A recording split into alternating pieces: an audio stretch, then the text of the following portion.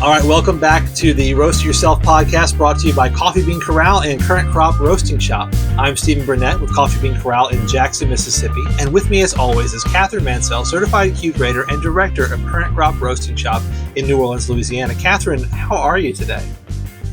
Everything's going well. One thing after another. We've got a lot of stuff coming up, especially over the next few weeks. Coffee Festival, Arts for Art's Sake, and some fun things coming down the line. That's awesome. Yeah, so much fun stuff happening in New Orleans. And we've got some fun stuff to talk about today, too, because each week we set aside about 10 minutes to field questions from home coffee roasters and professionals alike about roasting, tasting, and most importantly, enjoying coffee. You can send your questions to questions@riypod.com. That's questions@riypod.com to get a nice shout out from us in an upcoming episode, and of course to get your question answered. Now, this last week we had put out a contest for people to submit questions to our email or wherever, social media, wherever, and we were going to draw randomly a winner for a $50 Coffee Bean Corral gift card. And people at Coffee Bean Corral are really the best people, very generous, and so we did that. Now, this week we picked one, and we actually really like the question too. So we're going to go ahead and we're going to ask that question. But the winner is Brian T. Brian T. is the winner. So you'll be getting a gift certificate in your email inbox today. We are filming this on the same day that we are going to release it because it was a week, you guys. It was a week.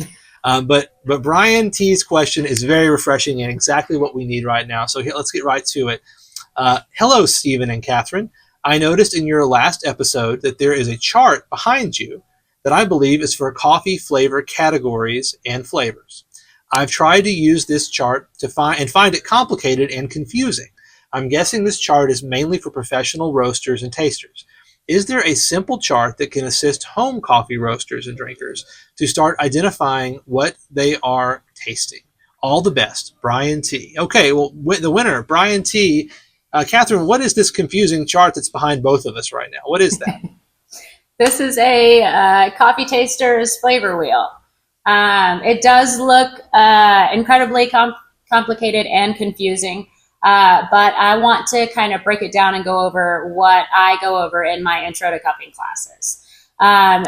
Because once you start getting into tasting coffee and you want to be able to pick up those tasting notes, it can get a little complicated. You know, who knew you could taste strawberries in coffee, for instance? My very first experience with a cupping class was a Q Essentials course in Oakland, California at the Crown with Royal California. And I had just gotten into specialty coffee, maybe been in it for about 3 months, didn't really know what I was in for. And the instructor gave me a tip that I use to this day, and I tell everybody who takes all of my classes. When you can't think of something specific, try to make yourself think of a color first. And a lot of times it corresponds with this flavor wheel without that even being your intention. Because the flavor wheel is a tool to help you get more specific. So you start in the center and work your way out if you can. So if you lean down and you think, oh, this smells really fruity, your next question to yourself would be, well, does it smell like citrus fruit or does it smell like berry fruit? And then depending on your answer, you can work your way out to get more specific. But really just being able to identify if something is fruity, if something is spicy, if something is sweet, that's a great place to start. And another tip that I use and try to explain as much as I can, the more fruits, nuts, spices, and chocolates that you introduce to your daily life, the easier it is for you to identify those notes in coffee. So say you're tasting a coffee and you read the tasting notes that it's strawberries and pomegranate, and you haven't had a pomegranate in 15 years. That sensory note is so far back in your head, it's not going to be something that's easy for you to recall. So the more you introduce all of these things to your brain and to your palate, the easier it is for you to pick up in coffee. So even though this looks like a lot, it's really a tool to help you narrow down and get more specific about what you experience. Um, so again, just start in the center and work your way out if you can. Yeah, I think that's the right way of looking at this, because oftentimes the tasting notes on a coffee, if you go into a coffee shop, they are dealing with this outer ring here. Yeah. The tasting notes themselves are usually going to be very specific because they've been cupped, and these are professionals that tasted them. And so that's confusing. Like, well, am I supposed to pick up all these different flavors in this coffee? But if you think about it from this inside to outside, okay, we got a sweet flavor. Which kind of sweet?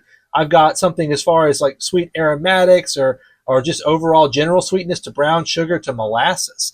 Like, the more familiar we are with these things, we can take a general flavor and go out with it. And some areas, in my experience, you're stronger in some of these areas than in others. Like, maybe you eat a lot of fruit, you're very familiar with fruit, you're going to be able to more easily dial in these flavors over here. I've got a sweet tooth, so I'm pretty decent at the flavors over here, you know.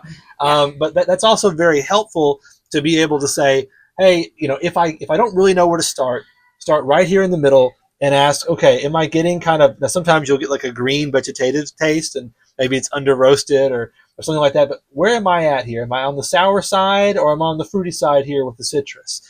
It's a helpful tool in that way. But yeah, it's just basically a brain map. And these things are, I mean, they're very great. You can print them out and get to know them a little bit better. But I think it's like anything else. It's very, very complicated unless you understand how to use it, when to use it, and what it's for. This is not a tool that helps you determine, do I like this coffee, right? Not at all. Like, you're going to sip it and know whether you like it or not right then. This is a tool that may help you figure out why you like this coffee, what it is about the coffee that you like. And so putting things in their proper place and proper perspective, I think that's really helpful.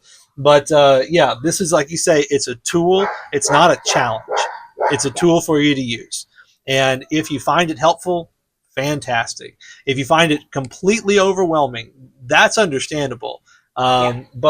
But just try and tackle one little section at a time. If you get a coffee, especially if you have one that is already roasted and already has tasting notes, so that those notes are come from that roast, not even just that coffee, from that roast, then look at this wheel and see if you can identify, work your way from out to in, and see if you can pick up at least this inner ring here and say, oh yeah, I am getting kind of a sweetness from it. Maybe you're not picking up molasses, but maybe you are getting that sweet flavor. And so you can kind of draw a line one way or the other to connect you to, like, what are you actually tasting? So yeah, I think that is a fantastic. And I mean, Brian T is now the highest paid question asker in the history of the show for having won the contest, and you'll be getting that gift certificate here shortly, Brian. Something else I want to say, because it's just cool, y'all. Like, we're putting this out, I believe today. We're finalizing the website, but we have got a limited number. Catherine, well, you know what this is? What is this? Is this like roses? What is this? Some kind of plant, obviously.